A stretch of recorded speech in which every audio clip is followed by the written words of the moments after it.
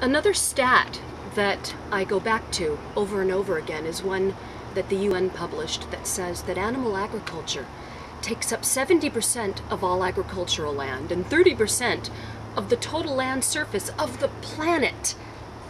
And we've helped ourselves to the Amazon. 70% of that has been used for the purpose of pasture land.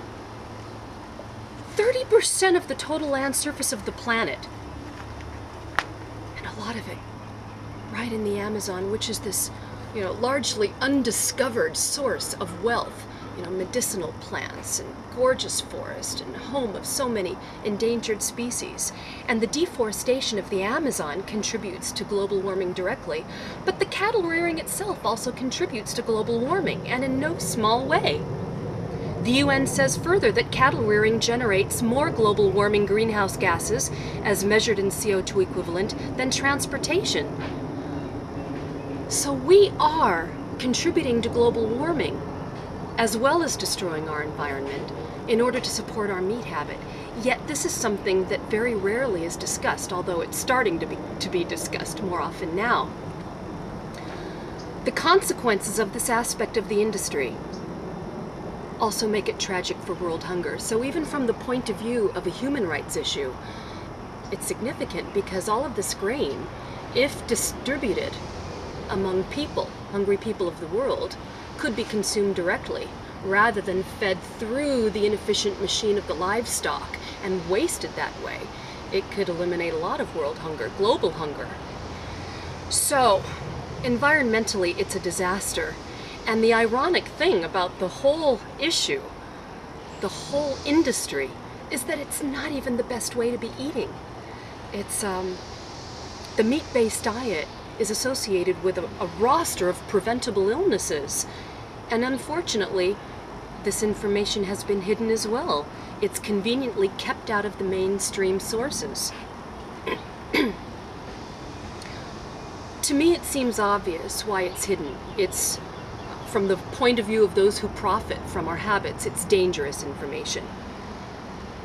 And I think that people should be asking themselves, why aren't we hearing about this? Why aren't we getting this information about what it's doing to the environment, but also about what it's doing to our own health and longevity? I think a better question to be asking, or at least an equally valuable question to be asking, is who's profiting from our mistaken, outdated beliefs that have persisted generation after generation, that have led to our continuing the kinds of habits that aren't good for us. And of course, now we have what are called corporate agribusinesses, and that's a mouthful. It's, I heard that some 90% of the entire industry is owned by 4 mega corporations that are called agribusinesses. And their interest is profit. They've got to satisfy their stockholders. Their interest is not our good health and longevity. We've got to be clear about that, as crude as it is to say it so bluntly. Should we be outraged? Well, anger never gets us anywhere. I think a better response is to recognize our power. Normally when people get outraged, they go marching, they write letters, they protest, they start a revolution. The good news is about this, we don't even have to march. We don't even have to write letters. All we have to do is buy different food. And in that sense, our dollars are our votes. It's our power as consumers. We just make a different choice on the, choose something different on the menu. Buy different things from the market, and there are so many options available to us that I think there's cause for optimism. Like I was saying earlier, we've got just down the street from me, there are 2 vegetarian Indian restaurants, which is common because of the long history of vegetarianism in India. But on every restaurant's menu these days, you've got vegetarian entrees, terrific Thai restaurants with spicy, wonderful things, and even for options that are less exotic, you've got veggie burgers, and they're getting really good.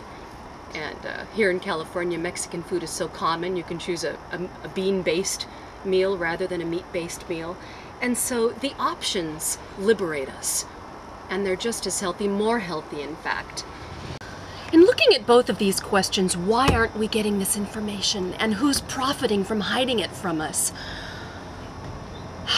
I learned that one of the problems lies in the fact that the USDA assumes two contradictory responsibilities. One, of promoting American agricultural products, and secondly, of making dietary recommendations.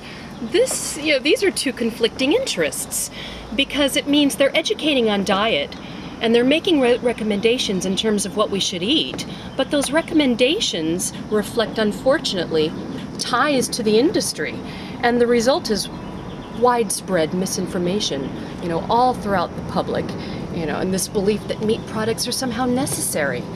And the worst of it is that they've actually been called out on this. For example, back in 2000, they were officially charged with just this sort of accusation.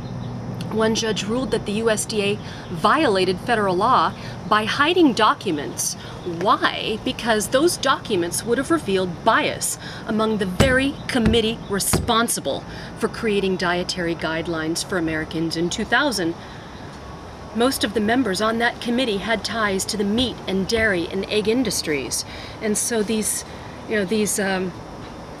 behind-the-scenes ties negatively affect the information that is put forth for us, the consumers. And we end up with false beliefs with regard to what we should be eating. And yet in other contexts, that very USDA has recognized explicitly that vegetarian diets are not only healthy, but in fact superior for human health. The Canadian dietitians have been even more outspoken about this. They said that vegetarians have been reported to have a healthier, lower body mass than non-vegetarians, as well as lower rates of heart disease. And they also show lower blood cholesterol levels, lower rates of hypertension, type 2 diabetes, and prostate and colon cancer. So if all this is true, and it's healthier for us to be eliminating some of that meat from our diets, even if we don't go completely vegetarian, at least decreasing our consumption of it would be putting us in the right direction. Why is there this mysterious prohibition against our knowing this? I remember some 10 years ago, actually it was more than 10 years now, when Oprah Winfrey had Howard Lyman on her show. And I actually printed something out about Howard Lyman. He's known as the Mad Cowboy, and his book is called, is known by that name, The Mad Cowboy, which is done very well. The Mad Cowboy, the plain truth from the cattle rancher who won't eat meat.